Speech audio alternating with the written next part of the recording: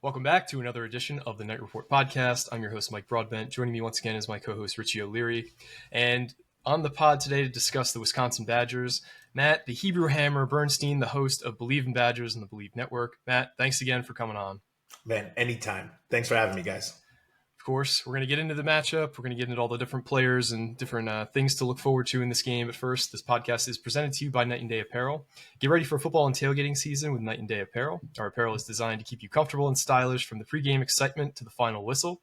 Whether you're grilling in the parking lot or cheering from the stands, our high-quality gear has you covered with unbeatable comfort and team spirit. Use our promo code Rutgers Rivals to get 10% off your purchase. Score big this season and keep chopping with Knight and Day Apparel. This podcast is also presented to you by BetOnline. BetOnline is the world's most trusted betting platform and your number one source for football. BetOnline is every stat, every matchup, and even live odds and spreads to bet on during games. Think you know your stuff? Get in on our $200,000 mega contest and pick 5 against the spread every week for your chance at weekly prizes and a share of $200,000.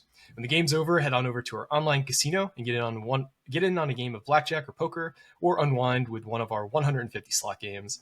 Head to the website today and get on the action. Bet online. The game starts here. All right, Bernie, you got Coach Fickell in year 2. What are the vibes generally around the Wisconsin program right now? It's a good question. I think they're up and down, right? We came in, everyone expects the air to be rated. I think against Purdue, we saw that. Purdue, to me, I feel horrible for them, but they are a really down program right now. But again, the Badgers took care of business. Scoring 50-plus points is not easy in general. But I would say the vibes they're up and down. You know, we played 2 teams at the beginning that were, subpar teams. We didn't really do well. We won, but we didn't do well. We came in, we had some mistakes against Alabama, and you do that against Alabama, but they happen to be what? Now they're not number 1, but they were number 4 at the time. We lost to them pretty handily. But I thought we competed. I mean, that's what made me happy. Like, we competed and we got better, at least in that game. Go to USC. We should have won that game. More mistakes. I think that's where probably the frustration for the coaches is like, these mistakes are killing us, literally. And we lost to USC as they were 11 at the time. So you lose two games to top 11 teams, you can be pissed. And you can see that some things aren't working. The short yardage, 4th down, being in a shotgun, having Barry Alvarez. Now you see social media and all this stuff that says, how dare you do these things? So I think the vibes are up and down. There's no fullback. So people are like, Bernie, where are you? Why can't you? So I'm on board. I'm on board with the program. I think there are people who are not on board with the direction they took. I'm just on board with the program. I want them to succeed. I want these guys to succeed. I think we have a lot of the right coaches, maybe not all of them. And I think the players, we have studs. So that's what's like so great is we probably have the deepest wide receiver group we've ever had. Probably maybe the deepest running back group in a long time too. And we're just not playing as confident as we need to. So I'd say the vibes are up and down depending on the games. This week is a big week for both of us, right? Like, yeah, it's we both got to compete. I know for Wisconsin, this is a huge game for us because we lost to 2 huge Big Ten teams, or not Alabama, sorry, 1 Big Ten team, and now we have to do something and show that we can either stop the run, right, and win away. It's not that easy. And Rutgers, you guys are up this year. A whole new I can't wait to hear you guys are a whole new team from last year or the past 5, maybe 10 years. Like, going to Rutgers and watching that game was usually not anything serious, but this game's going to be this is going to be a fist fight. At least that's my opinion on it. Yeah, you guys have given us some subtle beatdowns, because it wasn't like you were scoring like 80-yard touchdowns here and there, but you were just beating the crap out of us. Like, by the end of the game, it was like we're limping off the field. I think there was like a 52-0 game in there. You guys have always won handily against the Scarlet Knights, and that was always with this traditional Wisconsin ground and pound, big uglies up front. Are a lot of people that you have talked to the ones who are not on board? Is it because they just feel such a disconnect from the Badgers they grew up watching to the Badgers they see playing on the field in 2024? Is that where they're just not on board, or is there something else? Well, I think there's a lot of things there are a lot of things that go into this. One, we talked with Anthony Davis, who's a New Jersey guy, but came to Madison. Mm-hmm. He said it's so hard to build a team, to build a program, not a team. So right now we're building teams, I think, at Wisconsin, right? We're getting quarterbacks coming in for 1 year. We got Matoya Mabry, Matoya, who we're hoping will be that next dude. But again, you got to stay for more than 2 years, more than a year, more than 2 years. Like, who knows? That guy could transfer after this year. Like, there's just nothing that says, dude, stick around. So I think Fickell is a program guy, right? He's like an Alvarez. He's a Coach Chris. He's a Fickell. He is a program. Let's build the program. But it's hard to do in this day and age. So I'd say yes. You watching big, huge linemen who we played, games were like 16-15. Cloud of dust and blood and gore. It was maybe not the most entertaining games, but there was always competitive pretty much. I mean, there were some blowouts I played in that we took. But a lot of power, a lot of eye formation, throwing to some of the best receivers, but limited times, like Lee Evans throwing minimal times to him. So I think I think it's hard to evolve, right? Like our behavior, this is like what I learned in COVID, and I'm not a learned human, so don't take this any which way. But your behavior takes 18 months to 2 years to change, and we're not there yet. We're on what, 5 games in almost, so in our second year. So I think it's going to take some time for some of us old washed up dudes to, like it's hard to not see the I formation. It's hard on 4th and 1 to see a shotgun formation, right? Like it is. And when you're not successful, it becomes harder and harder to see. So I think that's where people are. I'm not pissed not to see a shotgun 4th and 1 if they're options. But there's, on some of them that we're doing, they're not options. And then if you don't get it, yes. And Barry's like, just get under center and you need to get 6 inches a yard. Yeah. Or, he's not wrong compared to, starting the ball 6 yards back. My friend said we should just go for it on 4th and 6 then. If you're just going to do that, what's the difference on, I mean, it's 4th and 12, but so I think guys are up and down on that way, but I have the general feeling is that, we support the guys, the players, and then we just want to see the program succeed. Sure. Do you kind of see this kind of trending in the right direction at least? I know it's hard to say because obviously quarterback goes down, running back's out. Now it's like you're working with backups at this point. And we know Phil Longo is a genius when it comes to offense. It's just, do you see it kind of working at the Wisconsin level, at the Big Ten level, or is this more of like a ACC Big 10 or I'm sorry, ACC Big 12 type of offense? No, it's a great question. I think it can succeed. I think you got to give people some runway to get the dudes that they need. Mm-hmm. Right. The O-line has taken a huge step this year, I think, because we had a coaching change and they've just gotten better. There was some film you could see of stunning the Alabama defensive front. And that, like, stunning, like knocking them back. That to me is impressive when you played 2 subpar teams and really weren't that good last year. So I love like the trajectory of the O-line. But yeah, I think the trajectory of the team is in the right way. We're recruiting the right guys. We're getting transfer. I think I've heard Fickell talk. He wants to limit the transfer portal. But until we can build a program, you can't do that. You've got to get the guys, the best guys. Same with the quarterback. To have Van Dyke go down is killer. I thought with him, we were extremely competitive. That dude played hard in Miami. He was very successful.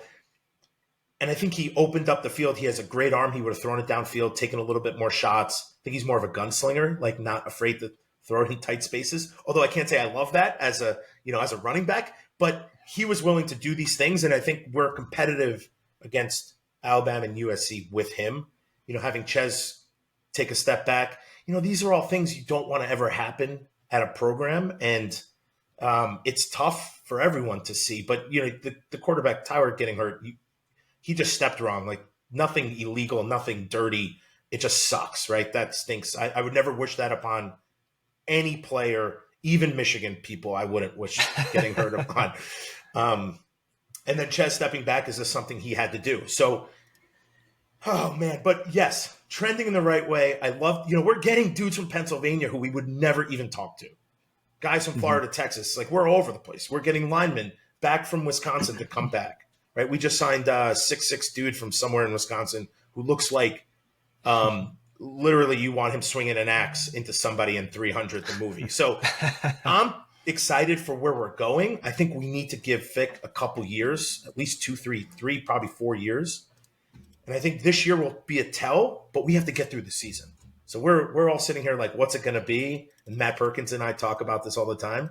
Who knows? We got to get to the end of the season to see what's left when we get there. Speaking of the injury to Tyler Van Dyke and what's left, your current starting quarterback is Braedyn Locke. He's a little undersized. He hasn't necessarily graded out well on PFF. Until the second half of Purdue last week, I'd say he's kind of struggled.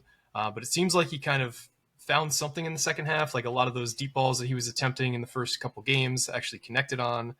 Have you seen enough growth to start to feel confidence in Braedyn Locke, or is it just kind of like he's all over the place and some halves he looks good, other halves he looks terrible? What's your take on the quarterback situation right now? Dude, who the hell was that guy in the second half? Right? 11 straight completions after he couldn't hit the broadside of a barn in the first half. I mean, if that is the guy who Braedyn Locke can be, I'm very confident. That dude, I think in the statistics, he's like sixth best game of a quarterback's entire career. Darrell Bevel's on that list. Russell Wilson's on that list. You're talking about that dude's on this list now for like dominating the second half. My thing has always been get these guys started in some way, get some easy completions. Braedyn Locke's, I was going to say, if you guys ask me like how you defeat, Rutgers defense defeats the offense, make him uncomfortable. Purdue did not make him uncomfortable. I think that's a testament to our O-line getting better. But if you make him uncomfortable, I think he'll make some mistakes. But if you don't, he can be really dangerous. He's got statistically the most balls batted down at the line of scrimmage, so get your hands up. But I don't think this is anything new to anyone. If you look at anything anywhere, you can see that.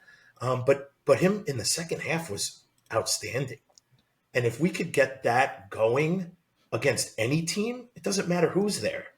Vanderbilt or Alabama or Rutgers or Michigan, like we can be successful. So I'm hoping he has it. To me, it didn't look like he was super confident in the first couple of halves he was playing. 50% has been his plague, which is kind of crazy because it's not so bad. But he went 21 for 31, which is much better. We were 8 for 14 in third downs. I mean, you're talking about this is all better stuff than 1 for 1 in fourth downs. All better stuff than we've done in previous games. So if he can get going, I have a lot of confidence in his skills. I think he's got a good arm, and I think he's super smart. I don't think he wants to take a big hit. So there's where you can probably defeat it. It looked like Purdue was like, I'm going to stop the run, and he didn't pull the ball one time. So like, there's some of those things that, maybe it was a call. Maybe Longo's like, dude, we're just going to show this, and we'll do something on the back end, but just give it every time. I don't know. But if we get Braedyn Locke second half Purdue, I think everyone should be scared.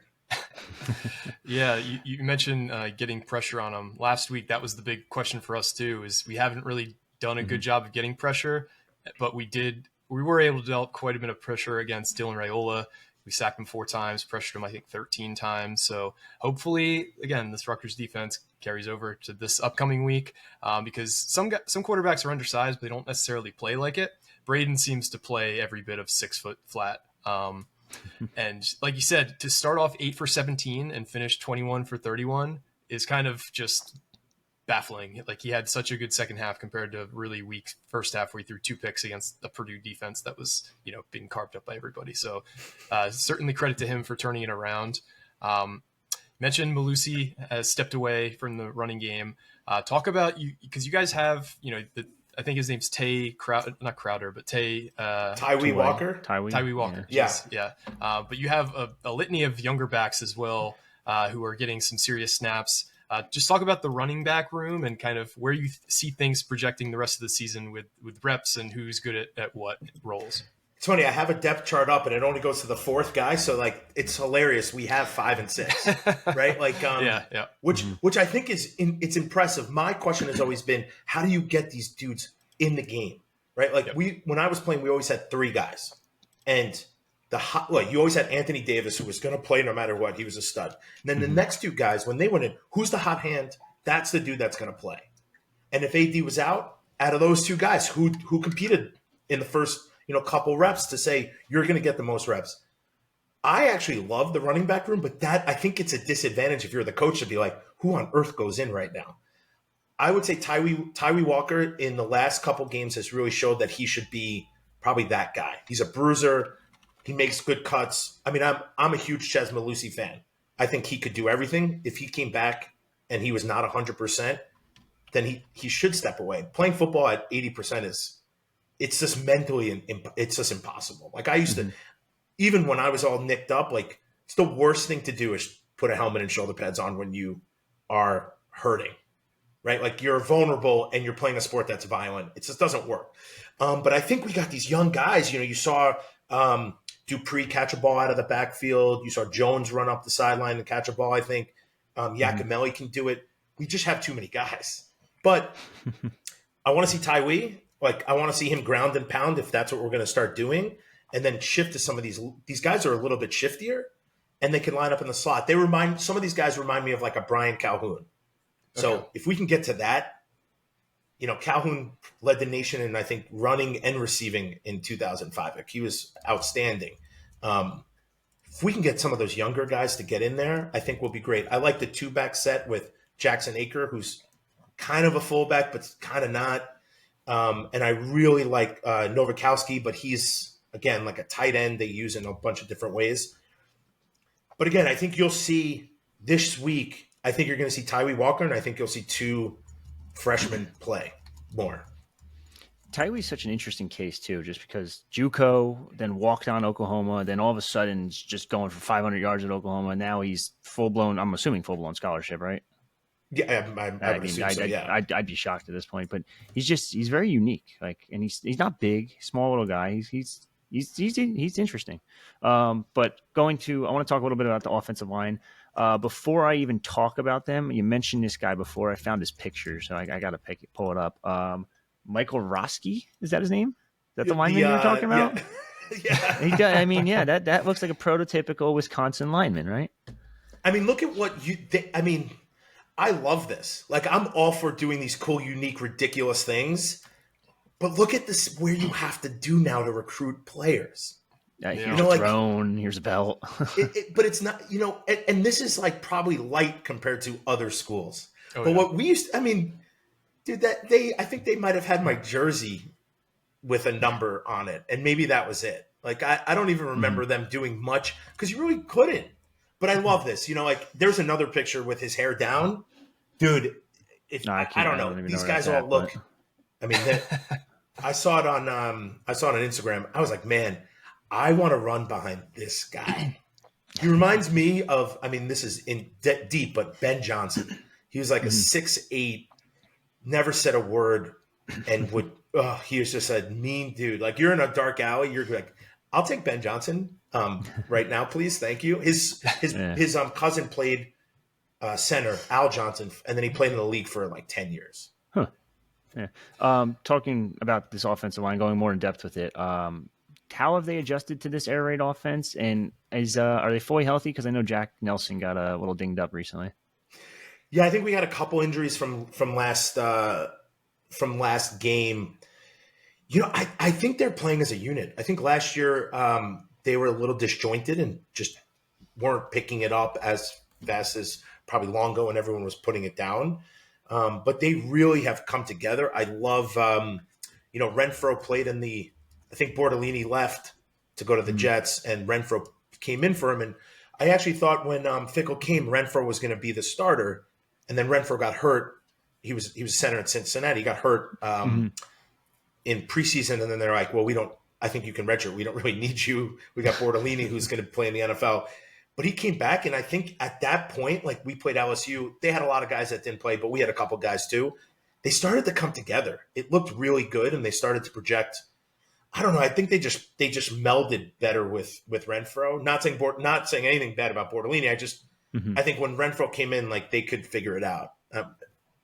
It's Bortolini's first year also in this offense. So, but I would say that they've become, my guy. They have a new coach who I really like. I'm blanking on his name right now, but they also hired who is it? AJ Blazek. That's right. He's great. He's Rutgers' former offensive lineman coach under Chris Ash in 2017. I think he's awesome. He's got good energy, smart dude. Love that guy. Yep. But they hired Casey Roback, who played center for the Badgers, and he's all American. He played in the league forever. And he is so I like you bring some guys back. Coach Chris only had Wisconsin guys. It's a little weird, but I like that you bring a guy like him back who understands putting that W on, and then can also help and see things. And he was in recruiting for a while, so he knows the whole the entirety of the program. These guys have stepped up. I mean, you go from playing North Dakota or South Dakota and Western Michigan to bye week, then to play Alabama. That's a huge jump. That's like playing the JV and then going to playing, the varsity in Florida, Don Bosco in Jersey, right? Like you're taking a big leap. Yeah. And they competed. They played hard. I mean, they were up against talent that they won't see anymore. And I think they competed well. And I think that went a long way for them to say, everything's confidence, right? In football and in life. If you have confidence, which they're gaining, they're going to be better football players. And I think you're watching a Badgers team that is gaining confidence. I can't say they're going to beat Rutgers and beat all these teams, but I can say that they are going to compete and play better than they did last week. At least that's my hope for Saturday. So looking at some of the numbers for the offensive line, they're 6th in pass blocking on PFF and 63rd in run blocking. You guys have only allowed 1 sack per game, which is 17th in the FBS. Would you say that those numbers are kind of indicative of where you think they are? They're a better pass blocking group than run blocking group? It's so hard that's a great question. It's so hard to say. I would say their pass blocking has dramatically improved. The run blocking is interesting because everything's a run pass option. So how do you even grade it out? That's a good point. It's a run and it should have been a give and then they throw it. Right, like so. This whole world of the air raid and the run pass option is very confusing. I would say that. Listen, I still think we're averaging over 4 yards a carry. Like we're still doing what we need to do up front, and I think it's only going to get better. I think one thing that hurts us is we don't really have a true tight end. So we're kind of missing. We have 2 young guys, Ashcraft and I think Seagraves, and then we have Nowakowski, who's 6 feet. He was a fullback. This guy is the most sure-handed guy on our team. He can do everything, but he's still 6 feet playing tight end where people are 6'6" now, 6'7". What was the guy on was it Nebraska last year? He was like 7 feet tall. He was like 6'10". Oh yeah, I don't remember his name. He was awesome. But how do you play against that dude? He can do whatever. He can do everything. So I think we're missing that piece, and I think it hurts our line not having that piece when we talk about running and being able to do some things. But I still think, I think they're consistently getting better, and the whole offense changed. Running power with a tight end and a fullback is way different than running power with only 5 guys. You got to really see things. Things come at you fast. Listen, everyone's better now. Everyone's faster. They're not bigger anymore. I watch film of me playing against these dudes. They're all like 250 pounds. Back in the day, everyone was bigger. Now everyone's just faster and stronger. It's crazy. Yeah. Air raid offense, most important part about it, wide receiver room, right? Am I wrong? Quarterback, I guess, helps a little bit, but wide receiver room. You said before, I don't even know if this was on the pod or before the pod, but you said this is one of the deepest wide receiver rooms in Wisconsin history, recent history, I guess. 1, 2, 3, 4, 5 receivers with 100+ receiving yards. Now I know a couple of them got dinged up this past weekend. What's the status on them, and what's this wide receiver room kind of look like? I mean, this is something like, as a Wisconsin person, you looked at the wide receiver group as always like a solid group, but never as maybe your number one group. And I think at Wisconsin, they're number one. I mean, Will Pauling is outstanding. Tretch Kekahuna can get open. He had a breakout game. He hardly touched the ball in the first 4 games and then had 2 humongous touchdowns. The dude is so dangerous. He was named like potential Polynesian player of like the week or the year or put on that board. I love him. Like if I'm nervous about a dude, it's that guy because I love playing with the dudes from Hawaii. They are unbelievably, they love violence. Like in the game of football, right? They love violence. They love football more than anything. And it's like their pride is on the line for every snap. Like I love it. You mentioned Raiola. I played with Donovan Raiola. Raiola from Nebraska, his uncle.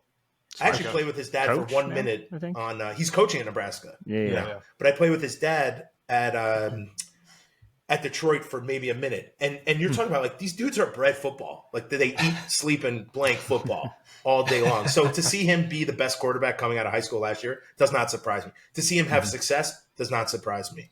To see the O-line doing well at Nebraska doesn't surprise me because I know Donovan.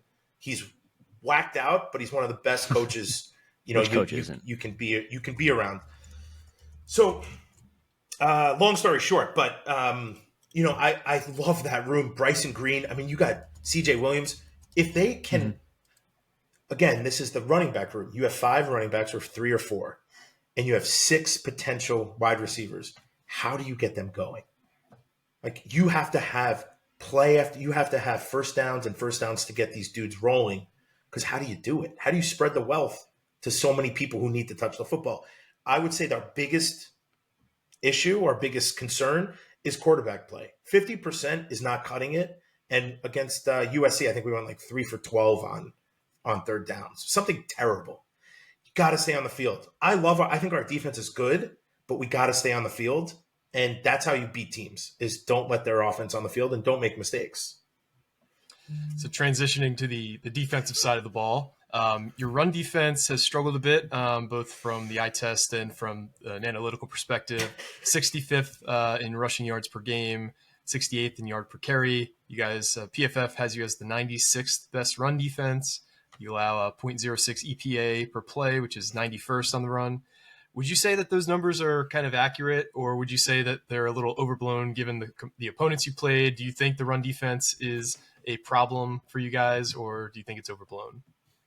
You know, I think it's a problem, and I'll preface this with this: we only have 2 down linemen. So if an offense usually has how many down linemen? 5 huge fat dudes who can move, right? Other people. When you only combat that with 2, you're asking, like, every time I see that, I'm saying they're going to run, they're going to establish the run. That's all you're going to try to do. And every team has done that to us. But I would say we are a bend, don't break type of team. We've given up some big plays. I think our DBs are special, and all over the field. They're everywhere. I actually think our linebackers are much better. I think our D-line's better, but you only got 2 guys. So, like, I could block them if it's me and somebody else. I think we could block, I'm washed up as can be. But I think we're getting better. I think we got some pressures. We had some sacks last week, although it's Purdue. But I think, we lost James Thompson, I think was his name, at the beginning of the year, who was going to be the captain of our defense, who was a D lineman. We don't have a lot of guys. We were talking NIL before this. It's the NIL to me it's the NFL. Who are the most important people? Quarterbacks and D linemen now. Everyone else, it doesn't matter. You can have 25 running backs. It doesn't matter. Wide receivers, everyone, there's a lot of guys to go around. But if you don't have a top QB, you're never – look at Miami. They stink right now, and because Tua's hurt, and he should medical retire for sure. Yeah. I mean, that's so scary. But you look at we don't have those D linemen. We just don't have depth there. So can we stop the run? I think at some level. I love our linebackers. We're figuring out the run fits in this defense. But if I'm Rutgers, I'm going to try to establish the run. You guys got some good running backs. You guys got some physical dudes up front. So it's a typical Big Ten fist fight we're going to see. Yeah. Now, is that 2-4 more of just like you said that you don't have D-line depth? Is that just the biggest reason for it? Because would you prefer a 3-4 personally in Fickell and Tressel? Well, Tressel's a 3-3-5 guy. Okay. So again, interesting. Hard defense to figure out and learn and play against. Yeah. But I just don't think we have the 3 guys that we just don't have those guys. That's really the answer. I mean, it's hard to even think. I'm not a 3-3. Like, I know nothing about it. I watched Jimmy Leonard's 3-4, 3-4 for years. And they always had 3 big dudes and had 2 outside guys like Nick Herbig who can rush, TJ Watt, guys who can rush and make plays and disrupt everything. And then you had the 3 guys in the middle who just held the line. And then you had some, backs who can make plays when you run up the middle.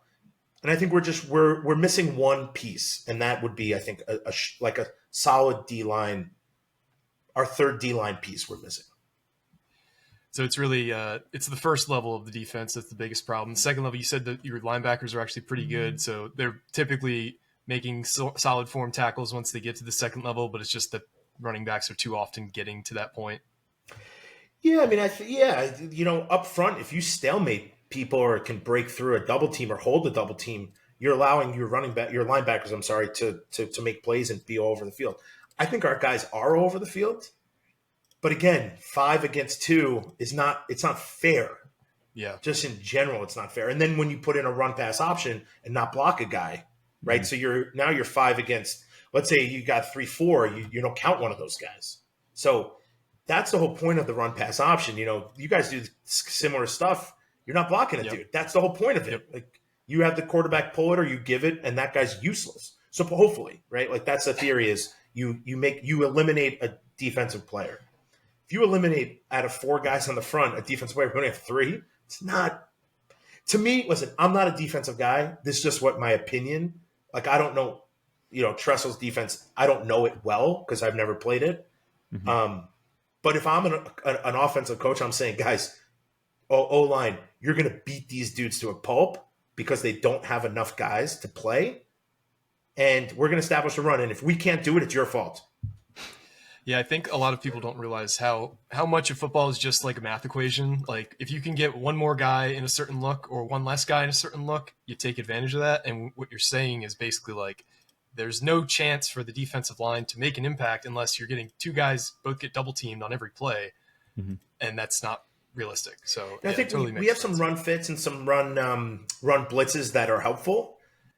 But again, if you run blitz and the line picks it up, there's nobody else. Now there's nobody back. Then you got to go against Hunter Waller, which I really wouldn't want to do anyway. But he could be 10 yards back or he could be 5 yards back. It really.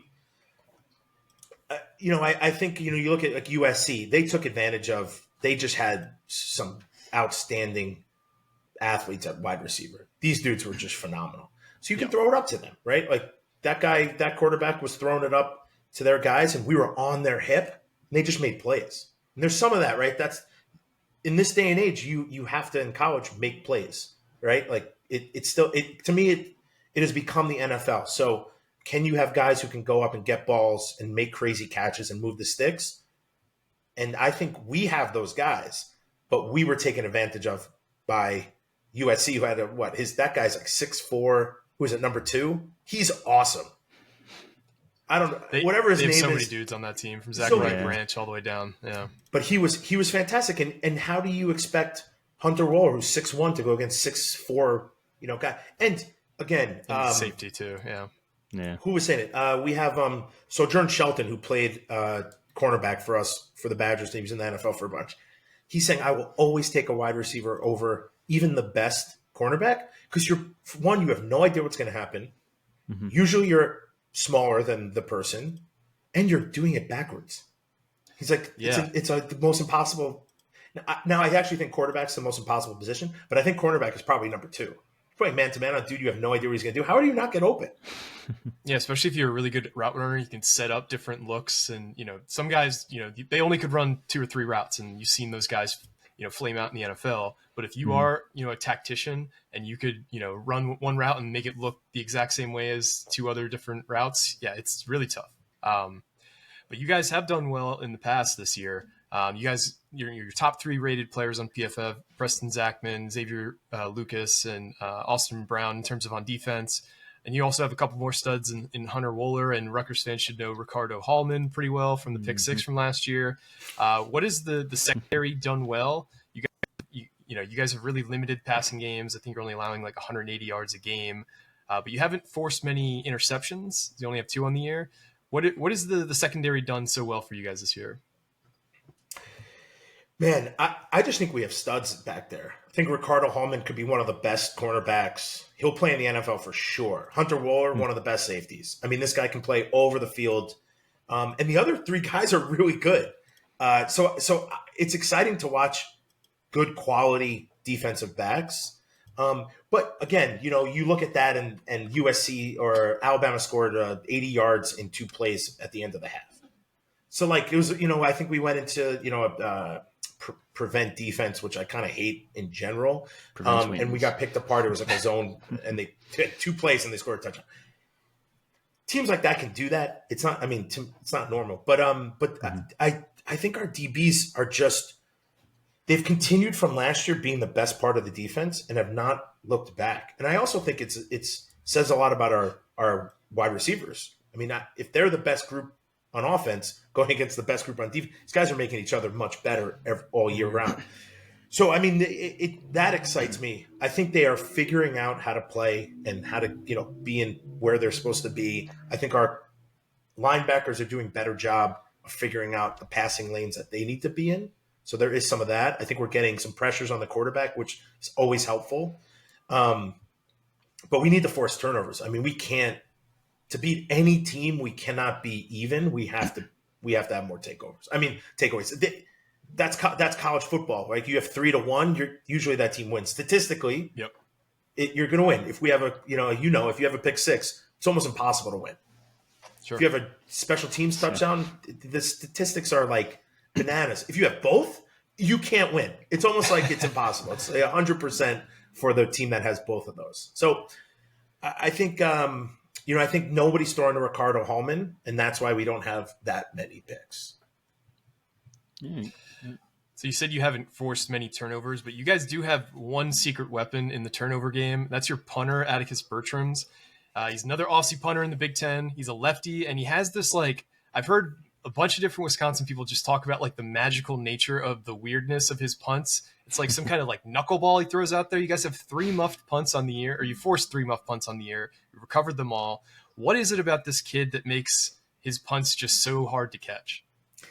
I think when you think about catching punts and how you practice, usually it's a coach kicking or someone else kicking, and they're spirals, right? You use the jug machine to kick it 60 yards. It's a spiral. Football is a weird ball, right?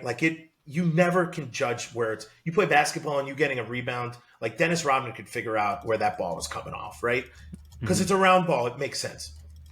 Football, the ball can, when you rugby kick it, that thing hits whoever knows the angle. It's too hard to compute in your brain so fast. So I think it's wonky at best. I think what's good for us is these dudes aren't picking up and running, or they're trying to fair catch it and it's some crazy angle and it's just weird. I think, Purdue, the guy who was in the sun and it just, wonky ball and in the sun, I would just run away from it, but he tried to catch it. I think it was a mistake. But he is special, man. He kicked a 74-yarder. He's changing the field for us, which is extremely helpful when your defense is, I wouldn't say struggling. I'd say we give up plays. We bend most of the time. We don't break. So having 50 more yards to go for is great for us. It's so weird to play with a kicker who kicked 60 yards straight up in the air to play. First off, everything is different. Everyone, they let guys run in. You have linemen on the field for punt. Nothing makes sense to me anymore. But that's what I love with college football. Keeps evolving, keeps getting weirder. But you put these 3 fat guys back there, they're worthless in chasing down a punt returner. Yeah. Definitely. Kicker, Nathaniel Vakos. Yeah. It's interesting because it seems like he has a really strong leg. He's 2 of 2 from 50 plus. But he also he missed, I should say. His 2 misses are from somewhere between 30 and 39. I didn't go back and look, and somewhere between 40 and 49. But he has a 53 on the year, a 50 on the year. Was that just a pressure situation? He just ended up missing, or what happened with the misses too? Listen, the mind of a kicker is you think some chip shots are easy peasy, and then you get to 50, and these guys are can't be stopped. Yeah. I was always, it's so funny. Every time I watch, as you get further back, I'm less concerned. But the 30-yarders are the ones, I don't know what it is. It just seems harder when they're so much closer. Yeah. I've never kicked.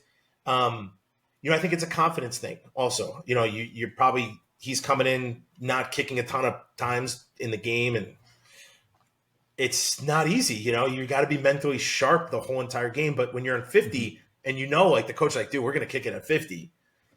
I don't know, that maybe there's something that turns on in there. You're just giving it your best kick, and it's not it's not so much of a finesse, get it to 30 yards. It's I just got to kick the ever living out of this ball and see how deep I can get it.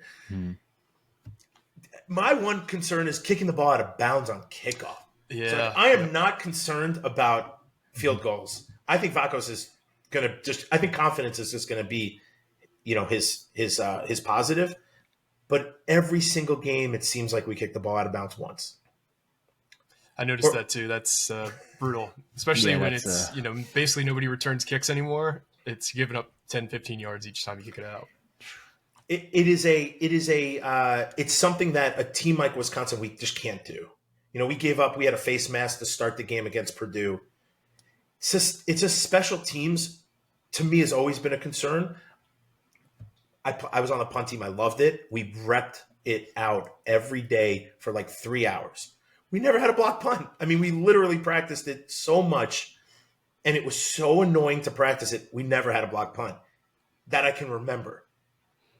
And we were well-oiled machine to run. I wanted to have a tackle, man. I was on offense. I'm like, this is the only time I could have a tackle. So, special teams was very important back in the day. We had some dudes who could return it, and we put our best guys out there. Jimmy Leonard was the punt returner. We put our best guys on punt return. You're talking about starters. We didn't. You had to earn those spots. It wasn't like you just went in and played. Not saying that that's not the same now. It just is. It just seems different. Our coach said, Jimmy, don't ever fair catch it unless we tell you to. And he fair caught it, but he returned a lot of balls. And you can see the top tier dudes out there helping. Brandon Williams was a returner. Scott Stark. I mean, you're talking about some of these guys who are the best players we've ever had were returning. So they put all the best guys to do it. And I think our special teams just hasn't reached, I think, the place where they can be to help us actually win football games. Now, you're saying like kicking punts 74 yards and having them fumble. That is helping us. But still, having penalties and having balls get kicked out of bounds, it almost defeats it. Now, a turnover is better, but it's not what, like imagine you eliminate those two mental errors. That's huge for us. No penalties on special teams, huge for us. It's disappointing because you guys don't commit many penalties. I think you average 4.2 per game, which is top 10 in the FBS, similar to Rutgers. I think Rutgers averages like 4. So it seems like there's just a few areas that are gaff prone on your team, and one of those is special teams. Have you guys had any punts blocked, kicks blocked? Because that's, a Shiano special. You haven't. Okay, so not this year. Not this year. And we've had, but so last game we had 2 penalties on special teams. So you're like, you only had, I think we had one. I mean, I think we had one on O-line, and I'm not sure what the other one was, or what the other couple, but we only had 3, I think. So maybe that's it. We had so you have 3 penalties I think we had 3 for 30 yards, if I'm remembering, and 2 of them were on special teams. And one, I think, was a holding, or maybe it was I don't know. So like, I think we're a much better mental team now, and we're doing the things we need to do. And even against bigger, teams, we're still not committing penalties. So if we can eliminate those, that's just a small piece of football. But limiting penalties is, listen, seeing the ball get kicked out of bounds, like, it just makes me chug a beer and just want to rip my eyes out. Yeah, it's just one of the more preventable things in football. Kickers in general are easy enough to get mad at as it is. But yeah, when they're kicking them out of bounds, unbelievable. We've gone through a lot here. I don't think we've left any stone unturned in terms of the Wisconsin Badgers. Last thing we got here is predictions. We'll start with you, Bernie. How do you see this game playing out? Give us a score prediction. Listen, I think it's going to be a good game. I think it's going to be a fist fight into the fourth quarter. I don't see a blowout on any side. I think we're pretty well matched, depending if you see like a confident Wisconsin compared to maybe a not so confident, depending on, I think we start slow. So if you take advantage of that, it could be a really good game, but you got to stop us in the second half. We're somehow a second half team. So all these things make for a beautiful football game on Saturday. I'd be crazy not to take the Badgers. So I would say it's probably like could be like a 24-21. It could be a 31-28 game. Somewhere, I think, like 3 to 6 points swing. Somewhere in there. How about you, Rich? I'm going back and forth on this one. It's going to be a nice day out, so the weather's not going to play a factor. Rutgers' run game is obviously pretty dominant. You said Wisconsin's defensive line struggles. I think Kyle Monangai should be able to take advantage of that. I think Ethan Kaliakmanis will bounce back from last week. I think he had a rough, not so great showing last week. I don't think it was all on him last week, but there's definitely some miscues on his part. But I think Rutgers is the better team overall. I think Braedyn Locke's a backup quarterback. I think they'll be able to pressure him a little bit. But after watching it, like you said, the second half last week, I don't know who the hell that guy was, but it's a totally different Wisconsin team from the first two quarters to second two quarters. But I'm going to say 24-17. It's going to be close. I'm going to go Rutgers, obviously, but I do think it'll be closer than people think. And then obviously I think there'll be a garbage time touchdown or something like that to just kind of take that bigger lead. And I'm going to go with Rutgers. So I had 5 keys to win this game for Rutgers, and they all kind of played into what we talked about. I know it sounds like a broken record, but Rutgers needs to establish the run game early. They have gotten out to some fast starts in every game except for at Nebraska. So that's got to just get emphasize this game, is just get back to the basics, get back to your meat and potatoes. Like, this is a run first team, establish that. If you can't establish that, it's probably going to be a long day for Rutgers. They got to get heat on Braedyn Locke. He will give you opportunities to make turnovers if you get pressure on him. So just do what you did to Dylan Raiola last week. Easier said than done, but they got to get pressure on the kid. You also talked about active hands. That's another one of my keys. They got to get their hands up in passing situations because he's an undersized quarterback. And, worst case, medium case, you knock the ball down. Best case, you get a lucky tip and you get an interception off it. Keep the ball in front of you. Wisconsin does like to push the ball deep. Locke has had some success passing against basically every team he's faced at certain points. So don't let them beat you deep. Keep things in front of you. And Schiano said this in his presser this week. Don't let the Nebraska beat you twice. Learn from the lessons of last week. Their offensive game plan needs to be a lot better this week than it was last week. Basically, once they got behind, they just totally short-circuited. Like, Kyle Monangai had 64 yards in the fourth quarter. He finished with like 78 on the game. So don't get away from what you do well this game. I think Rutgers should win. They're favored by 2.5 in this one. I think ESPN's RPI has them at like a 61% chance of winning. Mm-hmm. Rich, you actually took my exact score I was going to say, so I'm going to have to make it a little different. Let me get 27. Yeah, 27-20. I think Rutgers finds a way to win this, gets back on track. But I could see it going either way. I think if Rutgers can't get things going in the first half, it's going to be, I think, a confidence crusher, especially after a bad week last week. And Wisconsin's a second half team. So I think you'll probably know the direction of this game by halftime. If Rutgers is up by 10 points and they can do what they like to do, which is sit on the ball and force teams into making mistakes, I think they'll win. But if they're down by 3 at halftime, I don't think they'll be able to, well, not that they won't be able to, but it'll be a much different game mentally wise because of how last week went. Bernie, we really appreciate you hopping on here. You guys do a great job at Believing Badgers. One thing before we head out, we always like to talk about NIL at our fellow Big Ten universities. What would you say the general vibes around NIL are at Wisconsin? Man, that's a great question. I mean, I think they're okay. I mean, I don't know. No one really knows what's going on. Deals that are always made. You see, like last year, you go to the stadium, Pepsi's got Braylon Allen and, a couple years ago, Mertz as their people. Like, I don't know how much they make on those things. I would assume a lot, but I have no idea. I Googled Braylon Allen's net worth 2 years ago or whenever this started, it was like 1.5 million. Is that right? Wow. I have no idea if that's true or not. Like, how would I know? How would Google know? I think it's an estimate. But, I think Wisconsin and a lot of places are in this space of how do we keep our DNA as what our program has been a part of our university is, and then play in the same sandbox with paying players. I think it's the Wild West. No one has said we need to put any type of limitation on it outside of, what did you say, Mike, at the beginning? Like, you have to just you have to take a college class. You have to have a college, what is it? You have to be a student. You have to be an eligible student. That's in good standing. Bananas to me. Yep. You have to be in good standing with your university. Like, what is that? I don't even know. Like, that could be anything. Yep. Back in the day, you just got a McDonald's bag. It was simple. It's so simple, right? I'm going to Disneyland. So I don't know very well. I just know that we have guys who are sponsored by things, companies, some big, some small. And I know Fickell wants to pay everyone. I mean, that's the goal, right?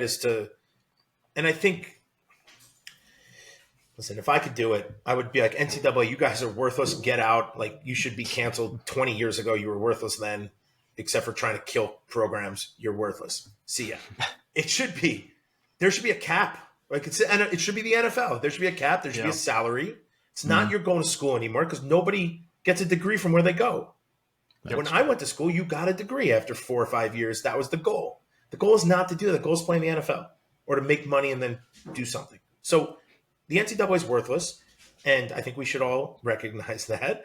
But I think as an NIL goes, there should be a cap. People should get paid the same. There should be bonuses worked in. It just doesn't make sense the way it's going. I mean, look, people are getting paid $1 million and leaving. People are getting told they're going to get paid and not getting paid. How on earth is an 18 to 22-year-old figure this bananas place out? It just doesn't make sense to me. So what's the vibe? I think it's all over the place. I think we got guys who are happy. I haven't heard that where people are upset. But again, we can't pay a quarterback $1 million. Big Cat's trying to do it. Look, Barstool Prez is trying to pay a quarterback for Michigan. Yeah. How do you do it? Like, there has to be a quarterback, one, and then you have to figure out a way to pay him. And also, how are you going to get him to commit for years, not just 1 year? Yeah, it's not even a 1 year thing. It's like a game by game sometimes, as we've seen this year with guys deciding to leave. Bear Alexander at USC, I'm sure you guys would have loved if he decided to leave a little bit earlier than he did, because I've seen him as a first round pick in some mocks. So yeah, it's unfortunate. There was no rules set up at the beginning. There still are basically no rules. So it's tough. Well, what's the vibe at Rutgers? It was a bit doom and gloom at the beginning, but I think I think the pelts are on the wall at this point. Like, if you look at all the guys who returned from this season, we returned the Big Ten's leading rusher who could have went on to the NFL. Mm-hmm. We returned like 5 or 6 guys who would have probably been like late draft picks in the NFL draft, who all decided to return for their 5th or 6th seasons. You look at the last 2 recruiting classes they put together that are both in the top 30. Got 4, 5, 6 4-stars in each of those classes. You don't land those type of kids if you have nothing in the bank. So true. Now, we don't have the kind of resources that a blue blood has, but I think we're competitive in the niche that we are in, that upper second tier of recruiting. I think we're doing a good job in. We're never going to land those 5 stars outside of rare instances, but I think Schiano knows the type of guys to target, because even some of the guys who are fairly like less heralded, like a guy like Chase Linton, who is a defensive end out of Georgia, Rutgers gets him to commit. He's like a regional recruit, and he blows up. He ends up getting offers from Texas. He gets offers from Georgia. He ends up decommitting, but they've shown 2 things: a propensity for talent evaluation. So they're establishing early relationships with high-end guys who might not have those recruiting rankings or those high-end offers. They're developing great relationships with them, and they're offering competitive offers in NIL. So when you have all 3 of those things lining up, you're probably going to do really well in recruiting. But there's going to be always guys who decommit. There's always going to be guys who go for the highest offer. There's always going to be guys who just kind of want to get out of the area. So they've done a great job of recruiting nationally. You've gone into Iowa or Ohio. They've gone into Georgia. They've gone more into Florida. They've gone into North Carolina. Like, I think the players that have turned their nose up at Rutgers from the tri-state area, they've said, okay, that's fine. You want to go elsewhere, but we're still going to compete. We're still going to try and land guys. And they've done a good job of going into other states they typically didn't recruit well and pulled out really high level players. But recruiting from Jersey is important. Yes. So yes. Are you guys putting that wall back up? I don't know if that's really ever kind of been up, but is the Rutgers wall kind of trying to be established in Jersey? Because at Wisconsin last year, we said, we don't care about anybody really, at least from my opinion. Yeah, we want some guys, but like, it's not the end of the world because we'll just go get the best guys from Pennsylvania and Ohio. But is that happening at Rutgers? It is. Yeah. 4 of the top 13 right now from New Jersey are committed. One was a flip from, actually 2. One's a flip from Penn State. One was committed to Penn State and now is committed to Rutgers. And these are all 4-star guys. Like they've done really well in New Jersey. There's a couple instances where I actually thought they were going to lose out on kids to like say, I'm trying to think who it was. Michael Thomas was leaning Syracuse at one point. John Forrester was leaning Illinois at one point. And then boom, Rutgers lands both. And then Kamar Archie, 4-star, was leaning Michigan and leaning South Carolina. Boom, goes to Rutgers. So, I mean, they've done really well with the state of New Jersey. And they've done, like Mike said, they've done really well with high school recruiting. They've done really well with the retention. My biggest question mark is the portal, and that's where it's going to cost you the most money. So that's where it's going to be tough. And listen, again, you have to build a program, not a team each year. Mm-hmm. And that's what you got to do. Recruiting is still going to be super important. I think the portal, I think for Wisconsin will be, we need 2 holes filled. Let's go to the portal, right? You can't recruit for a freshman to play quarterback maybe because we don't have one. Let's go to the portal. Mm-hmm. I think getting like last year, we got like 20 dudes or more. It doesn't work. You know, like guys are playing everywhere. How many of those guys came over from Cincinnati though? That's No, true. A bunch of guys came, but still, you're still going all over the place. It's not sustainable. Yeah. It's not sustainable. I think you still got to be top notch. You know, but I always ask Jimmy Leonard this, like, are you recruiting your guys every day? And he said no. And I'm like, but are you though? Like, you kind of have to make the players happy all the time. Yeah. You know, when I said yes there, these guys could treat me any which way they wanted. Some days they did, some days they didn't. But now, like, I don't know, can you coach the same? Like, I have so many questions about football, and I think we'll see in the next, 5 years exactly what shakes out. I think there'll be a lot more limitations in the NIL and transfer portal. You think? I think. I mean, listen, the transfer portal was set up to help kids transfer from like when they really hated their situation to go somewhere else and enjoy their college experience. And then it became so bastardized where everyone can just jump in and leave. No matter if you like it or not, you could love it and say, well, I'm going to go get a bag over here. It makes sense. Yep. I would do it too. Dude, if Rutgers goes, come back to the East Coast, we'll give you $100,000 and Wisconsin give me 15. I'm going to go for, I mean, am I crazy to not do that? I think I'd be crazy. I don't know. Yeah, I wouldn't leave Wisconsin so quick, but no one's ever offered me straight up $100,000 in cash or whatever, or more. And I wasn't that good anyway. You guys had a great dude fullback when I was playing. Brian Leonard, right? I actually thought he was fantastic, but I thought I was number one. I didn't think he was number one. But he was awesome. Yeah. He could do a lot more things, I think, than I could do. He was like the Brady Ewing of fullbacks, but like in a power. He could catch. He could run out in the backfield. He could be a wide tailback. Dude was special. Yeah. Yeah, he ended up being a second-round pick, played in the NFL for about a decade. Yeah, he was kind of the guy that kind of started it all for Schiano in his 1.0 era. You know, he was the team guy too. He, they were talking about him as like a Heisman candidate, like building a campaign. And then 4 games in, it's pretty clear that Ray Rice is the dude. And so he was like, listen, coach, he's better than I am. You know, I'll play fullback. He can play running back. Like, let him be the guy.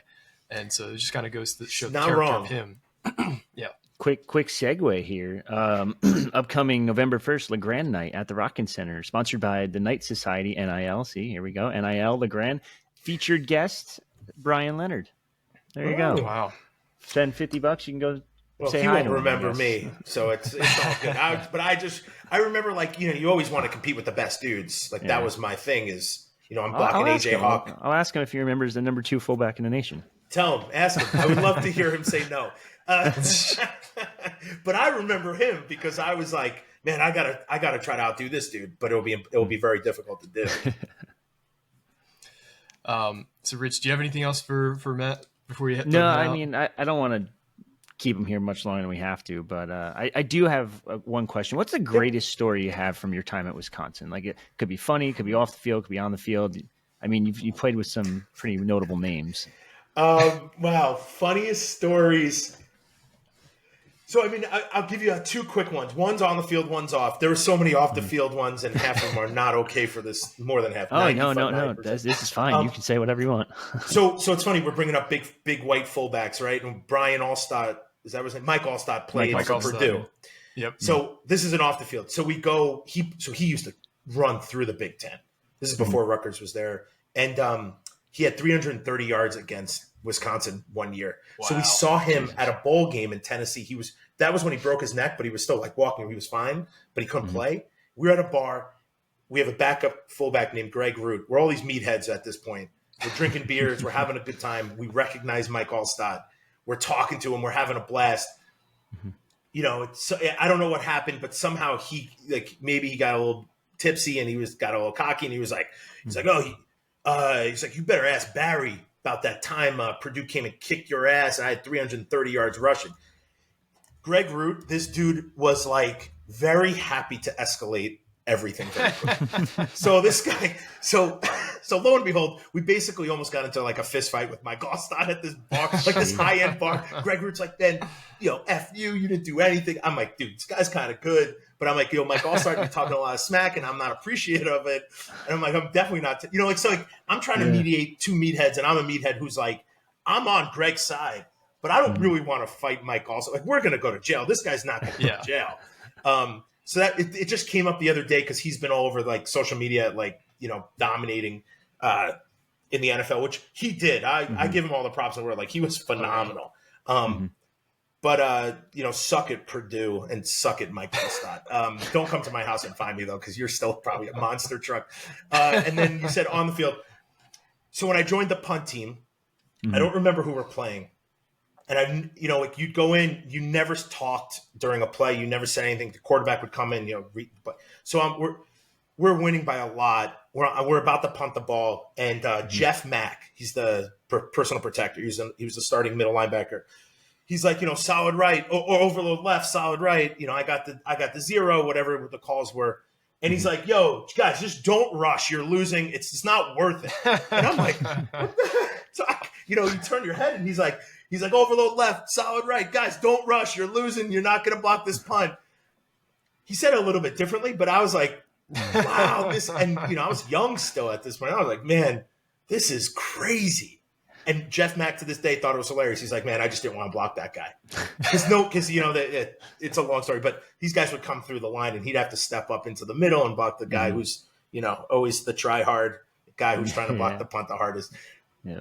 So those are some like tamish stories. There are a lot worse things. A lot of like, one of the bowl games, we got into this huge hoopla, this brouhaha, that's all I'll say. And the quarterback coach jumped on me and said, dude, Bernie, what are you doing? And I'm like, this guy, my brother was there. My dad was there. Everyone was there. My little brother. My brother just got in a chokehold by a bouncer.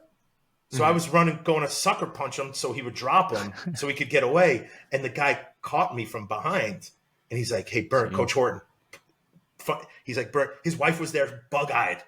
And he's like, what are you doing? I'm like, I'm not going to let that happen. That's for sure. And this was when I was my second year. So like I only played 1 year at this point. I was a redshirt my first year. The next day, I got on an airplane as early as possible, like just booked, showed back up to Wisconsin. Nobody said a word. And I was like, man, this is great. Usually I thought I was going to run my ass off. Like I trained hard for this because I'm like, I'm going to run hard for, getting to a huge fist fight. And no one got in trouble, but it was like a huge, coaches saw it, coaches' wives. So I asked Coach Horton, he's like, I just told your coach, Coach White, he's like, we didn't want to escalate it to Barry. Like we weren't going to say anything. And I was like, man, this is so, he's like, dude, we didn't mess with the players. You guys were all so bananas. He's like, we just didn't want to start screwing with people. I was like, man, this is the best thing that's ever happened to me. I didn't get in trouble. I just made it out. My dad got my other brother out of trouble. Like the cops were see, like 3 bike cops like pedaled up real quick. Dude, it's hilarious. We actually beat Colorado that night. Hell yeah.